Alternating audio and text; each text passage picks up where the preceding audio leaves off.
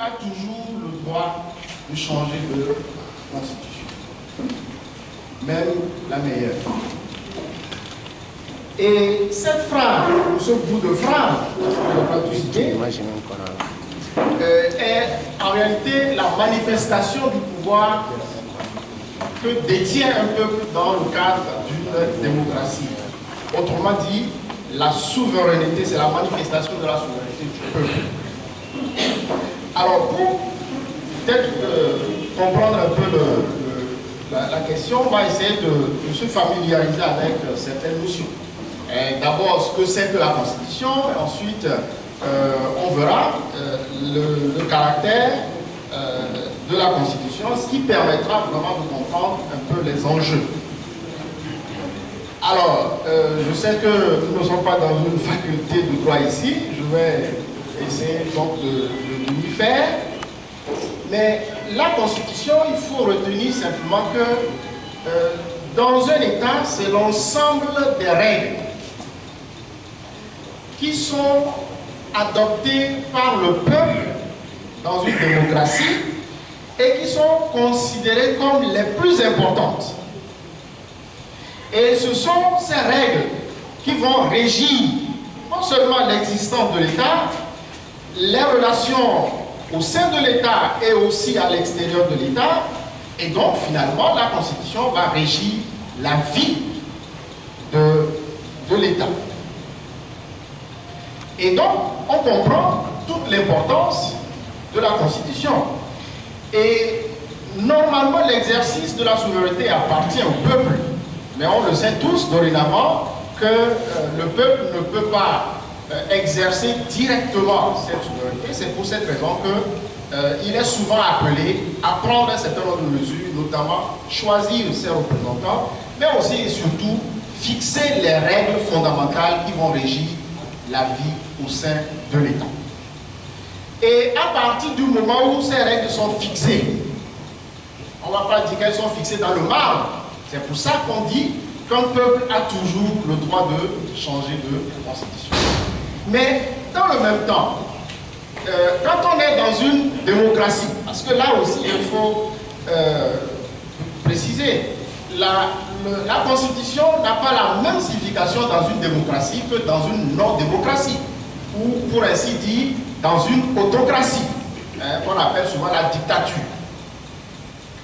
Dans la dictature, c'est le dictateur qui est au cœur des règles, c'est lui qui est le pourvoyeur des règles. Mais dans une démocratie, c'est le peuple qui est le pourvoyeur des règles. Et cela signifie donc que rien ne peut se faire de fondamental. Et on ne peut non plus modifier ce que le peuple avait déjà fixé sans véritablement la participation du peuple. Et donc c'est dans cette condition que l'on peut parfaitement se poser la question de savoir comment finalement apprécier ou lire le processus constituant de la Ve République, ou en tout cas qui est à l'origine de la Ve République togolaise. C'est vrai que la réalité est là, on est dans une Ve République. Peu importe comment on y est arrivé, mais on y est, semble-t-il. Alors, pour pouvoir apprécier ce qui a été fait jusque-là, on va je vais porter mon regard sous deux angles. D'abord, sous l'angle de l'exercice du pouvoir constituant, et ensuite, sous l'angle de la finalité même du processus qui a été mené. Alors, sur le premier aspect, à savoir l'exercice du pouvoir constituant, il faut d'abord préciser que le pouvoir constituant, c'est le pouvoir d'établir ou de modifier une règle constitutionnelle. Ou pour dire, le pouvoir d'établir ou de modifier la Constitution, sous l'angle qu'on vient de préciser. Alors, dans ces conditions, si on le voit bien, le pouvoir constituant en lui-même s'appréhende de deux manières, c'est-à-dire il y a ce qu'on appelle un pouvoir constituant originaire et un pouvoir constituant dérivé. Le pouvoir constituant originaire, c'est en réalité ce que j'ai défini. C'est-à-dire les règles fondamentales que le peuple fixe pour régir la vie de l'État. Le pouvoir constituant dérivé, par contre, c'est le pouvoir qui est reconnu le plus souvent au Parlement dans une certaine configuration, dans une certaine mesure, pour modifier ce qui a été retenu par le peuple de façon originelle. Mais cela est également reconnu sous forme de pétition au peuple. Le peuple aussi, dans une certaine mesure, peut participer à cette modification. Et on parle donc de l'initiative populaire.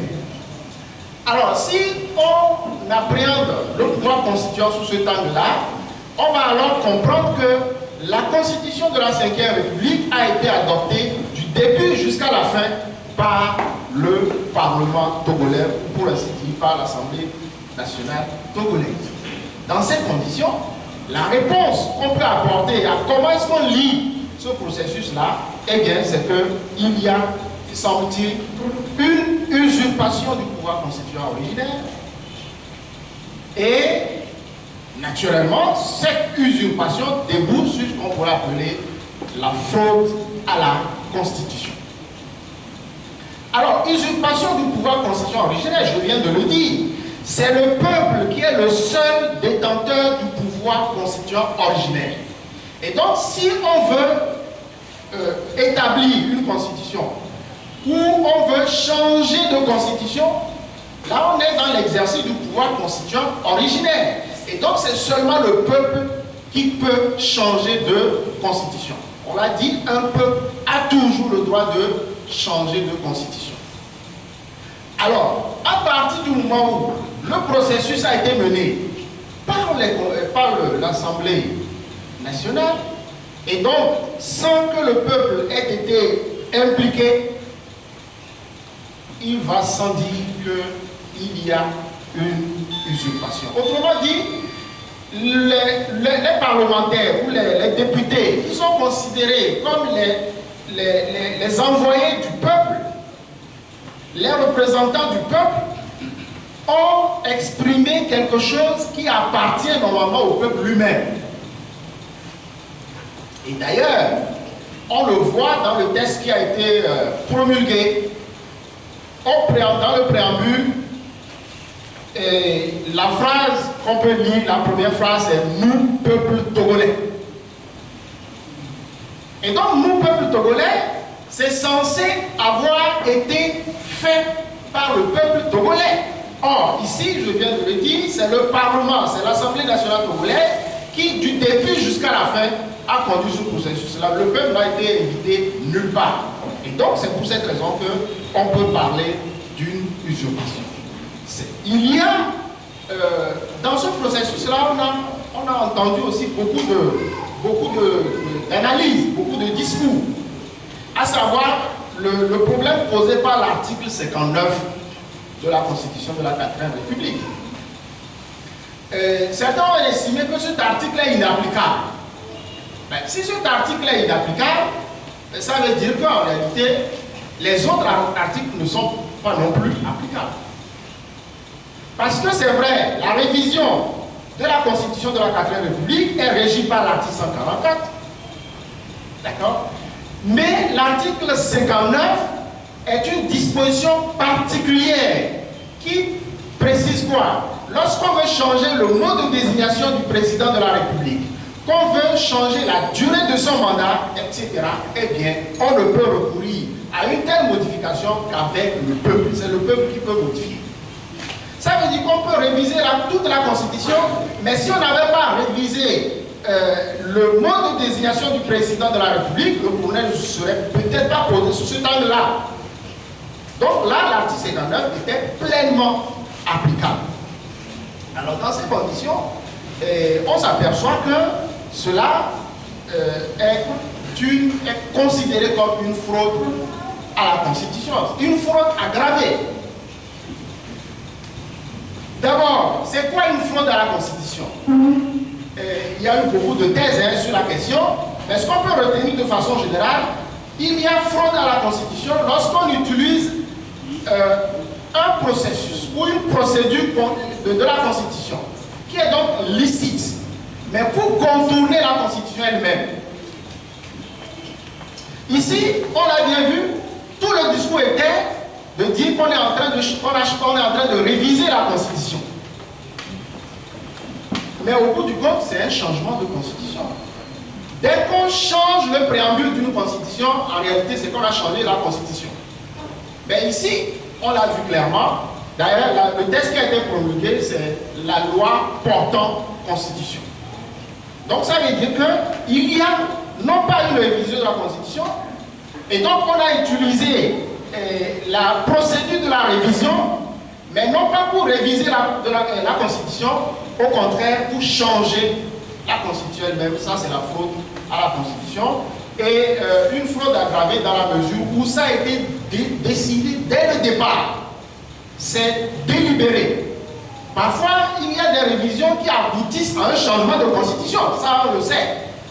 Et on parlera de mutation constitutionnelle. Mais ici, le changement a été décidé dès le départ. Donc il n'y a pas de mutation ici, c'est qu'il y a carrément changement de constitution. Alors, sur le second axe de mon intervention, je nous fais surprendre donc par un peu de temps. Alors, on va apprécier le processus constituant de la Ve République au regard de sa finalité. La finalité, c'était quoi?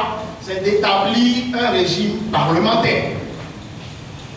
Alors, je voudrais tout de suite dire que cela constitue un alibi. Et lorsque je qualifie d'alibi du régime parlementaire.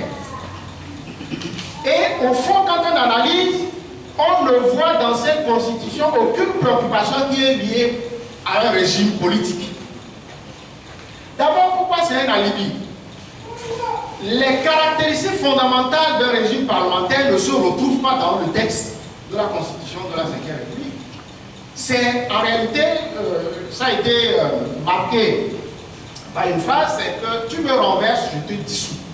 Si le Parlement peut renverser le gouvernement peut à son tour dissoudre le Parlement. C'est une égalité entre le Parlement et le gouvernement. Mais là, dans cette Constitution, on voit bien qu'il n'y a pas d'égalité. Au contraire, il y a une inégalité, un déséquilibre des pouvoirs qui est affirmé au profit du gouvernement, qui est représenté, dirigé par le président du Conseil des ministres. Parce que les moindres éléments, les moindres pouvoirs dans un régime parlementaire ne se retrouvent pas. À savoir la motion de censure. L'opposition parlementaire qui, face à l'inertie de la majorité parlementaire, peut normalement agiter la menace d'une motion de censure, eh bien l'opposition est désarmée sur ce point-là parce que l'opposition ne peut pas utiliser cette procédure de la motion de censure. Et en réalité, comme je l'ai dit, quand on analyse au fond, on s'aperçoit que ce qui a été fait dans cette constitution est étranger en réalité à un souci lié au régime politique. Pourquoi on le dit? Parce que actuellement le régime togolais n'est ni un régime parlementaire ni un régime présidentiel. Et on ne le retrouve pas dans la classification qui est reconnue au niveau de la doctrine, mais aussi au niveau du droit positif avec les jurisprudences constitutionnelles. Il n'y a pas un régime qui ressemble à celui du Togo. Ça veut dire qu'alors, dans ce cas, le régime togolais serait le premier de son genre. Et au fond, ce qui a été changé dans cette constitution, c'est la forme de l'exécutif. C'est-à-dire, ce n'est pas un régime politique, mais c'est la forme de l'exécutif. On a simplement transféré les pouvoirs exécutifs de la 4e République au profit du président du Conseil sous la 5e République. Et c'est à ce niveau seulement que l'on peut parler véritablement de changement de constitution. Je pense que je suis arrivé au bout de mon temps. Mais sur la base de vos questions, on va pouvoir approfondir, expliquer davantage pour que vous puissiez comprendre les raisons qui m'ont poussé a opté pour cette position. Je rappelle que je suis enseignant à l'université, je suis tenu en principe par une objectivité et j'espère avoir fait preuve de cette objectivité. On aura l'occasion de l'apprécier. Je vous remercie.